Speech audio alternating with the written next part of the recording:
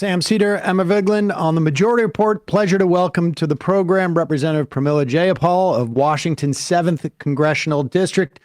She's the ranking member of the House Judiciary Immigration Subcommittee and Chair Emerita of the Congressional Progressive Caucus. Congresswoman, welcome to the program.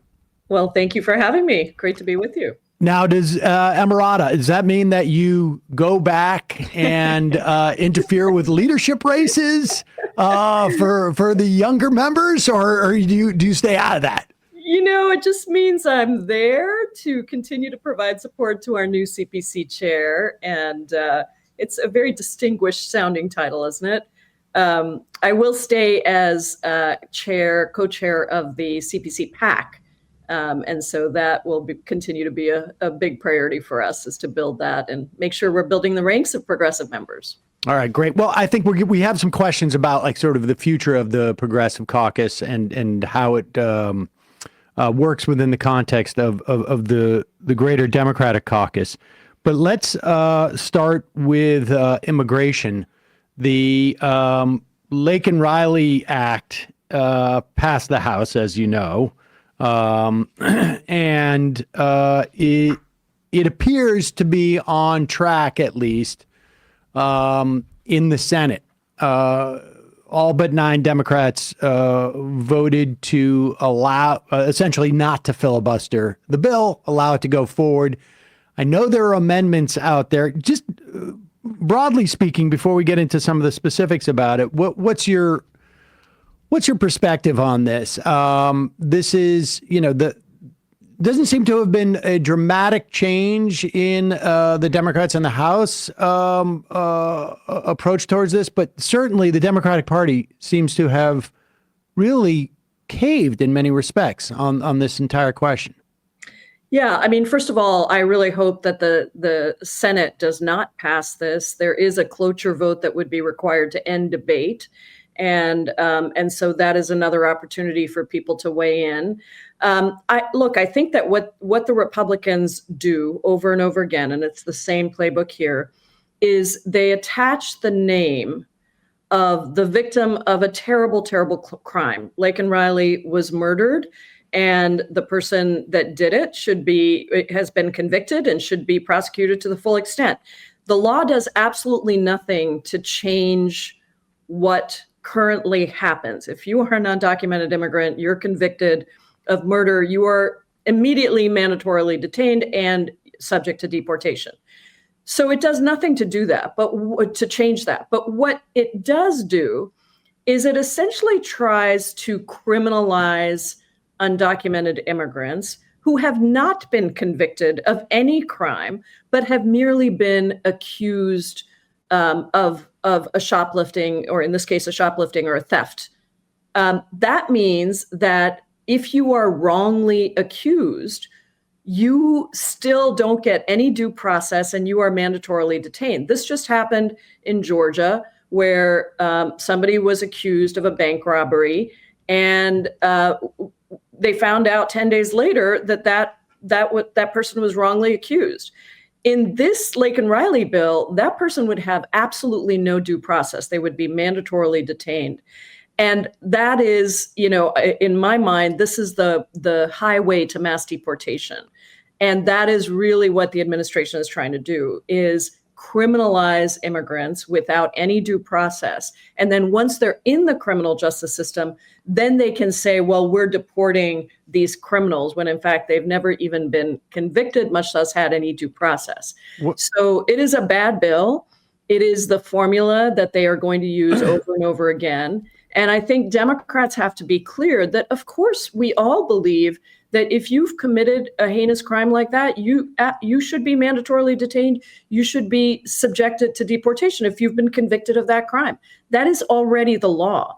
What we can't do is criminalize huge numbers of people simply because they're accused. Because I'll give you another example. An undocumented farm worker walks into a shop, and the shopkeeper doesn't like the way that person looks, right? Well, and accuses him of that was the nature of the question I was going to ask you. What constitutes an accusation?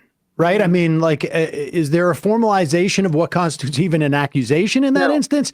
Because I think that, there's a presumption out there. Well, the police have arrested this person, they've caught them red-handed, and the police. But it literally can be. Your neighbor doesn't like you. They stole my dog. And, Exactly. Okay. That's exactly right, Sam. And, that can apply for anything, right? And if you're mandatorily detained, you don't have access to attorneys. You don't necessarily have access to people who are going to help prove that that you are, that you're innocent of what you were accused of. So yes, this affects anybody, and that's why I call it a highway to mass deportation.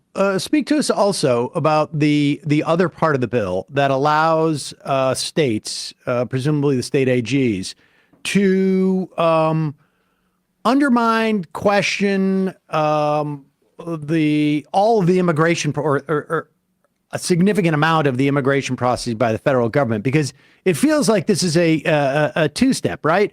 First step is give ICE sort of blanket authority to just randomly pick up immigrants and begin the deportation process, sort of almost like extrajudicially. Yeah. And then the other step of this is for in the event that you can't actually physically deport quickly, start having camps, presumably in states that are happy to have these camps. I'm thinking of you, Texas. But having the state AGs sort of, don't we have a serious constitutional problem here? Yes.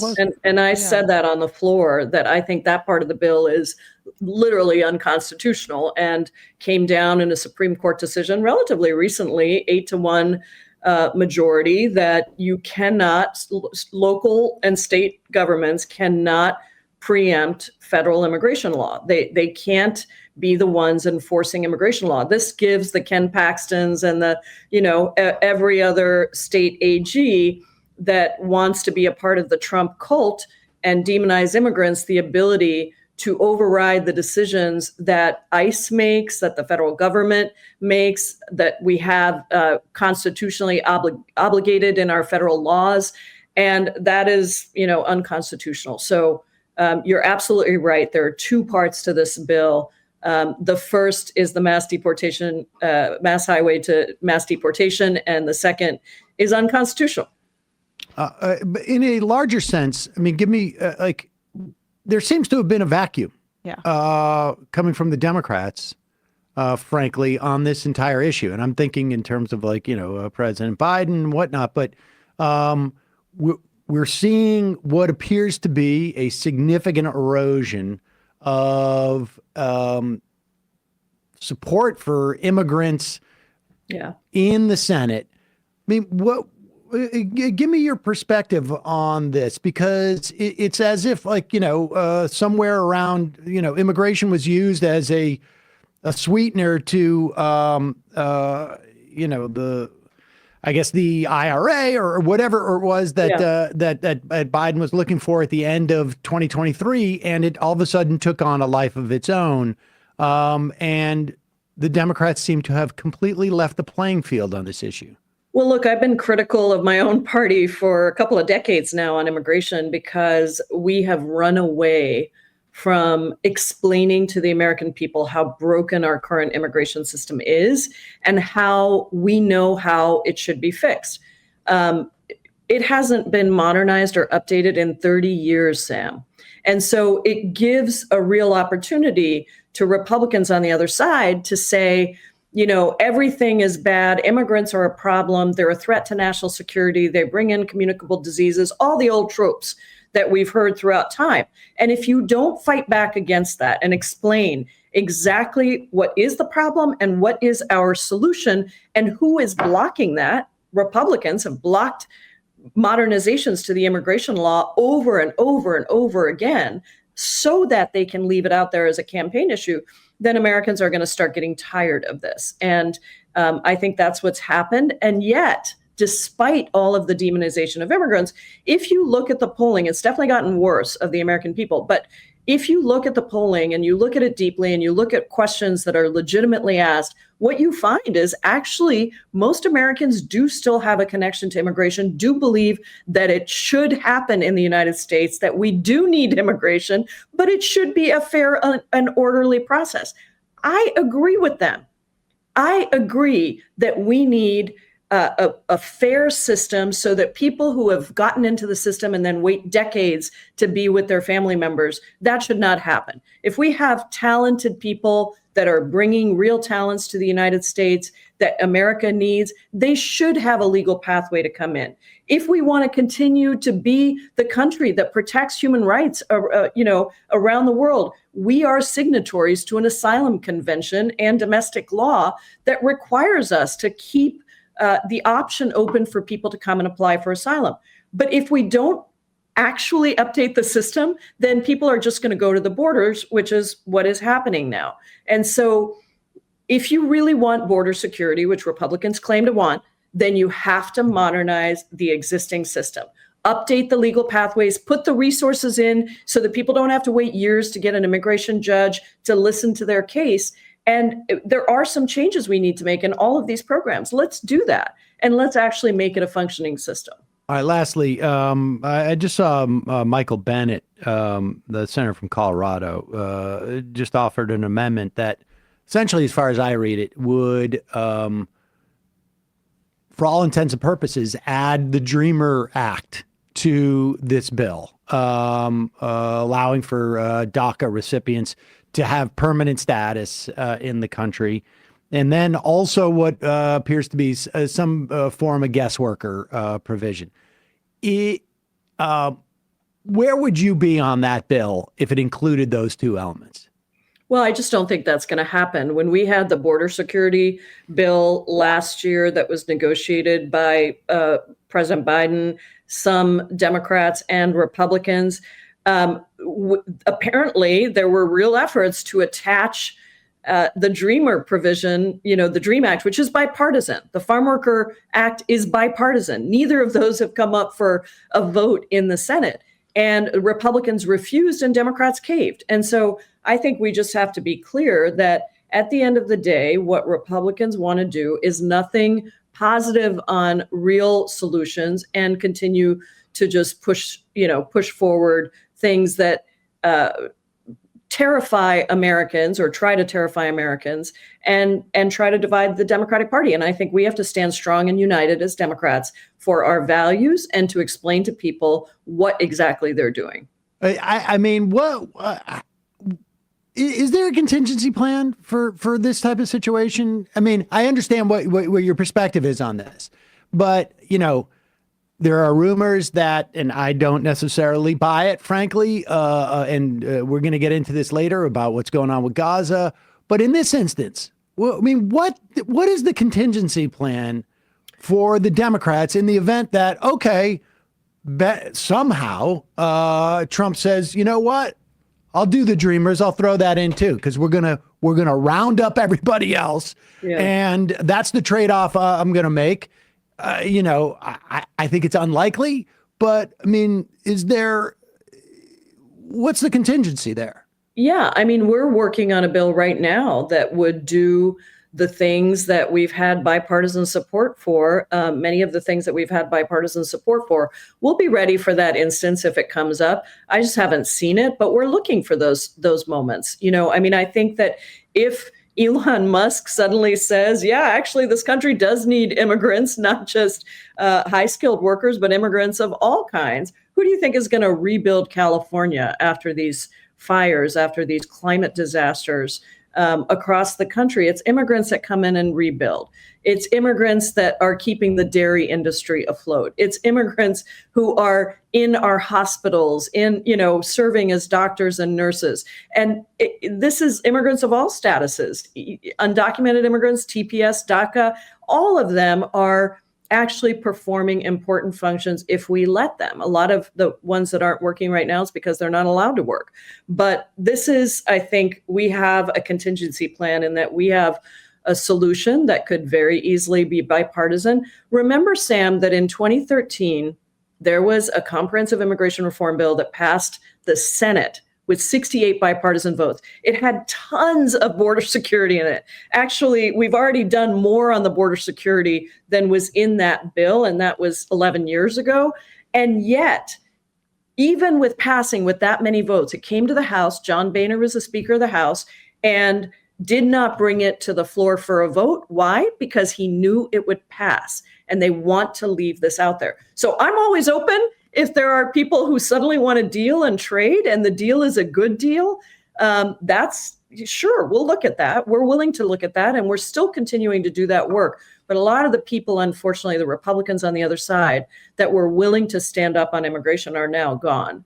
So let's see where this goes. But listen, we're always willing to talk about it and to see if there's really a deal that can be struck. But otherwise, we're going to have to take back the majorities. We're going to have to stay united now, take back the majorities, and then we're going to have to implement a series of changes so we can actually pass this with Democratic votes, because I'm just not convinced that Republicans are going to come around.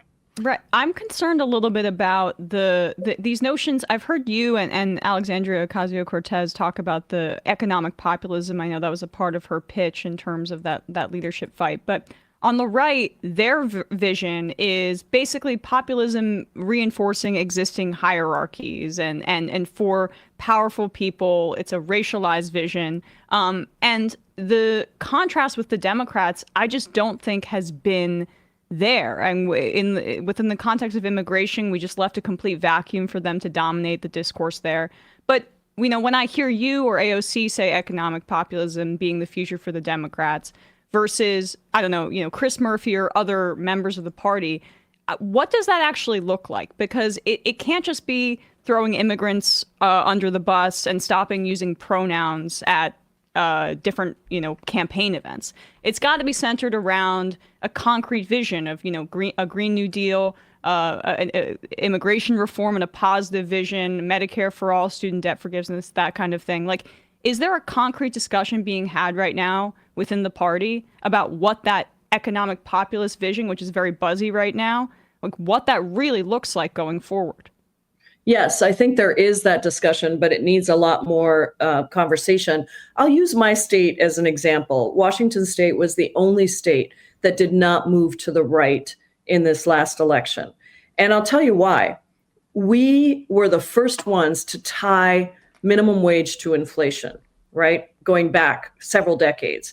So our wages stayed higher. Now, on top of that, Seattle was the first major city in the country to pass a $15 minimum wage. The state went forward then and raised the minimum wage. So the minimum wage in Washington State is high compared to other states. And yet we have still done well. We are still a good place for business. All of the, naysaying about raising the minimum wage didn't come to pass. But on top of that, we provided paid leave for people through a ballot initiative.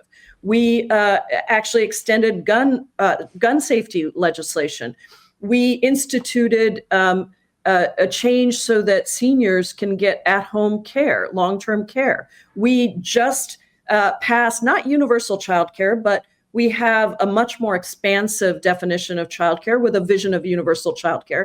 And so what's happening is average working people and poor people, while they're still struggling, I'm not saying they're not struggling, they are, while they're still struggling, they have much more sense that Democrats have stood up for them and delivered for them. And so when it came to trying to divide people in Washington State on these divisive issues like immigration or trans kids, people said, nah, you know what? Actually, I think they're working for me. We've taken on corporations. Our former AG, who's now our governor, has taken on corporate concentration and monopoly power. And so I think all of these things are part of what the vision looks like, of what it means to fight. And I do think that corporate concentration, corporate power, the elites owning the party is, those are the things that we are going to have to be very vocal about fighting back against, and really having a strategy for every member and every candidate who's running as a Democrat to be very clear about where they stand and who they stand with and what the vision is that we're going to deliver. You mentioned, and it's a little tangential, but you said that Washington State was one of the states that or maybe the only state that didn't move to the right. I mean, is that the way that you perceive what happened in this past election? That there was a move to the right, or was there a Well, I should have probably failure? said Trump to be accurate, because I do think that, and as a previous chair of the Progressive Caucus, we worked a lot with the Freedom Caucus on a number of things, including antitrust, including FISA reform and privacy concerns. There were a number of places where we actually, had strong collaborations. But also, if you look at states that voted for Donald Trump, they also voted, this is to Emma's point about economic populism, they also voted for raising the minimum wage. They voted for paid leave. And so when I think about left and right, it's probably not the best description, and I'll think about it. But they've voted for people they voted for Trump. But I don't believe that the reasons that they voted for Trump are actually going to come into play. And I think people were less likely to be taken by the anti-immigrant, anti-trans stuff if economically they felt like Democrats were taking care of them. And so we continue to be in Washington State, one of the best states for immigrant rights. We have been really on the forefront of protecting immigrants, protecting trans LGBTQ communities across the board. So nothing's being sacrificed there, but we're not allowing people to divide us on those issues because we're also answering economic needs. Well, I guess what I was asking, I mean, and fair enough in terms of how we sort of perceive what people actually voted for. But as far as I can tell from the data, this was an election less of people who did. I guess statistically speaking, the people who voted for Trump in 2016, or I should say 2020, he got the same share of the vote as he did in 2020. What happened was, at least from what it looks like on the data, and as many people went from Biden to Trump as Trump to Harris, but there was a significant percentage of people who voted, who should have been voting in this election, that didn't. Correct. On the Democratic side, as opposed to on the Republican side. I mean, is that the broader understanding? I mean, what is the understanding of what happened amongst your Democratic colleagues as to what happened here? I think there are several threads. And so what you said is something I've been saying for a long time, that we should think about who the real swing voter is. When somebody says swing voter, some pundit on television or some, big consultant, they usually mean the independent or conservative Democrat or independent voter, usually white, usually in suburban or rural parts of the country.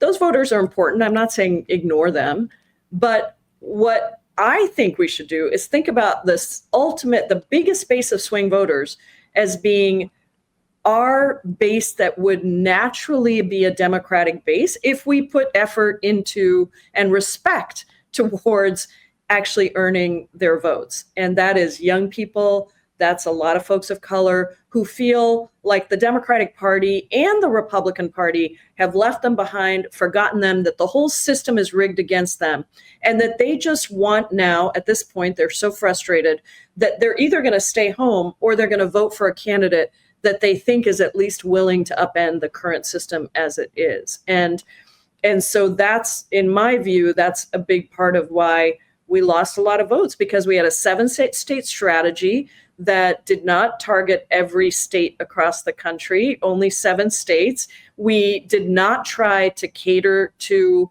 and listen to and respect our biggest base of swing voters that would naturally be a Democratic base.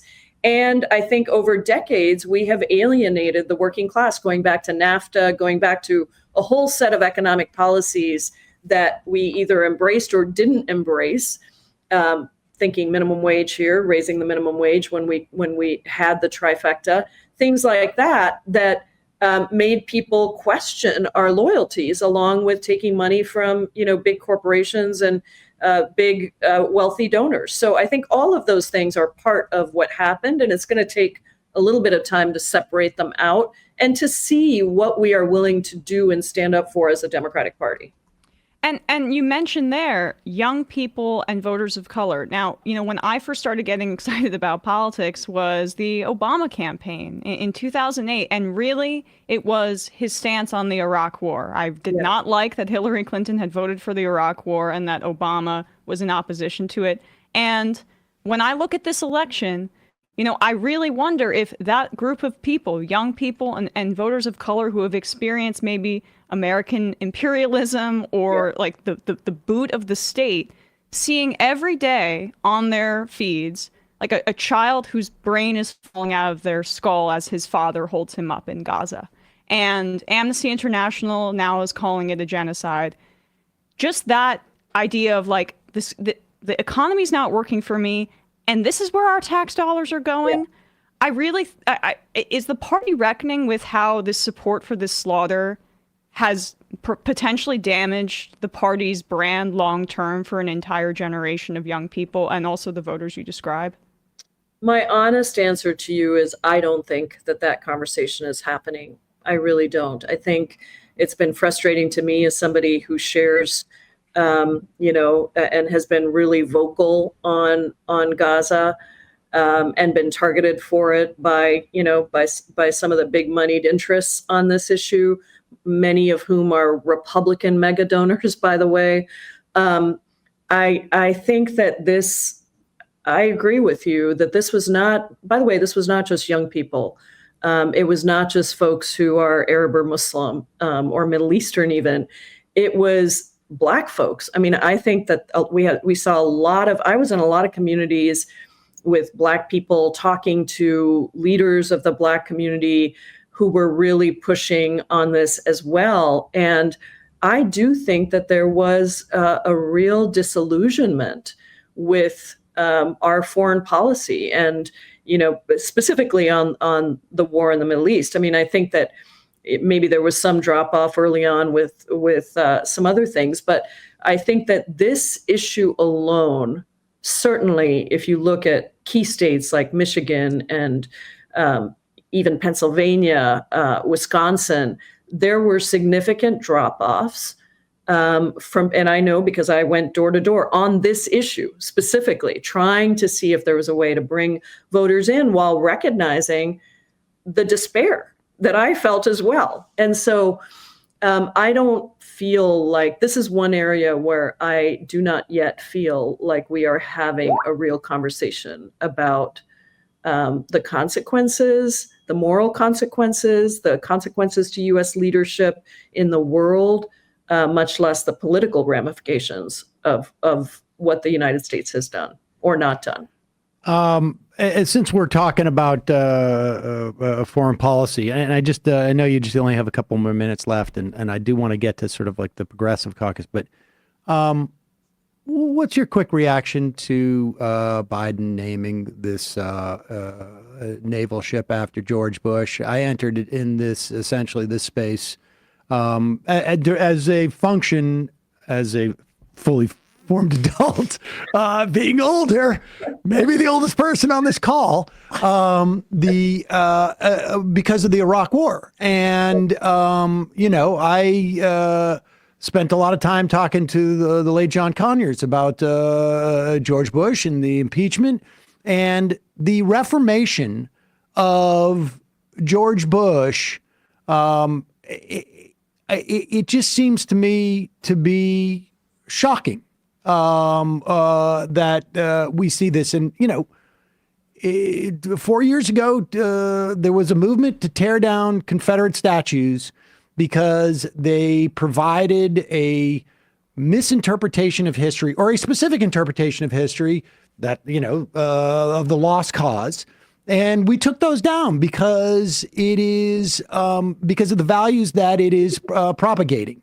What's your reaction to Biden? Yeah, I also came into kind of my activism with the Iraq War. I mean, I led what was the largest demonstration in Seattle history around the Iraq War. I wasn't a member of Congress at the time.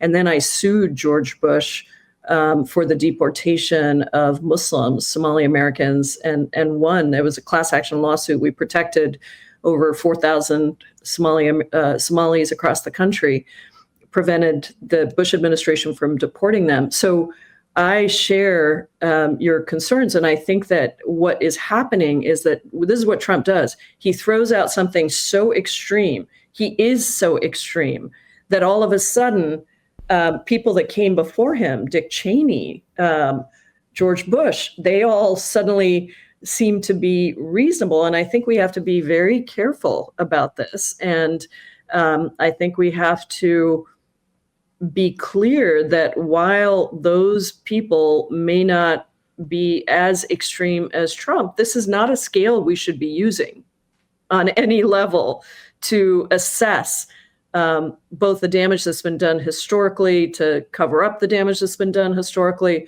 or as sort of our guide for what we want in the future. All right. Lastly, the Progressive Caucus. I know obviously you don't have the same position, but where do you think the Progressive Caucus should go as a caucus to exert more influence? You know, one of the things that has been bandied about is like actually having a litmus test as to who gets that imprimatur.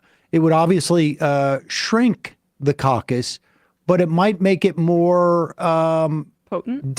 potent, however you, what's your sense of that? Well, when I came in, as you know, I've been chair for 4 years, sole chair, and then I was co-chair with Mark Bocam for 2 years before that. And I put in place term limits because I actually believe that leadership should change of these caucuses. So I took myself out of the running. Yeah, which is you know, an unusual thing for politicians. From your mouth to some other people's ears, but go ahead. I think we should do it as a party. I mean, I really do. But that was the thing I noticed, is that there really wasn't a cohesive utilization of the leveraging of power, the leveraging of votes. And so we passed several years ago a rules reforms package that required members to, in order to be a Progressive Caucus member, you had to be a co-sponsor on 70% of what we call our flagship bills. That's like Medicare for All, Green New Deal, et cetera. With some, again, in all of these things, we have people who are in really tough frontline districts, and that doesn't always work. So we give them a little bit of an out. But essentially, we're like, you got to be with us on the majority of issues.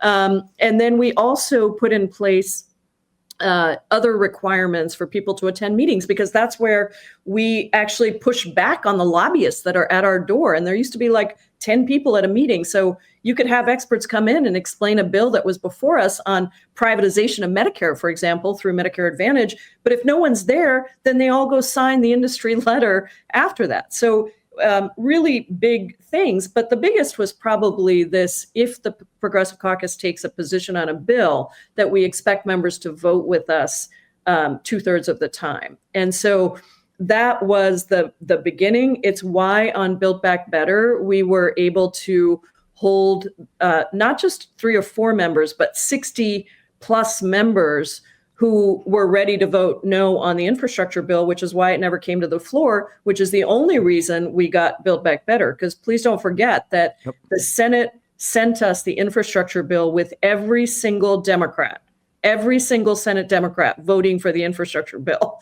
And then we started getting all this pressure from people saying, don't pass the infrastructure bill. But that took away a whole ton of leverage already when the Senate just unanimously, all Democrats voted for that thing. And it was left to us. There was no legislation called Build Back Better. There wasn't even language on the table for it. And so we had to say, no, we're going to stick together. But I wanted it to be 2/3 of the caucus, not just 5 or 6 people, because we also needed to win the public narrative on why we were doing this and why childcare and housing were so important. And of course, we never would have gotten the Inflation Reduction Act had we not done that. That was lifted directly from Build Back Better. So I think that there's more to do in terms of leverage. And I think that this gave us a really good kind of beginning for how we do this. But a lot of this is about how you go member to member, how you build the desire, the ability, and the courage to stand up in these difficult moments when the speaker is calling you, when the president is calling you, when everybody and their brother are calling you to get your vote.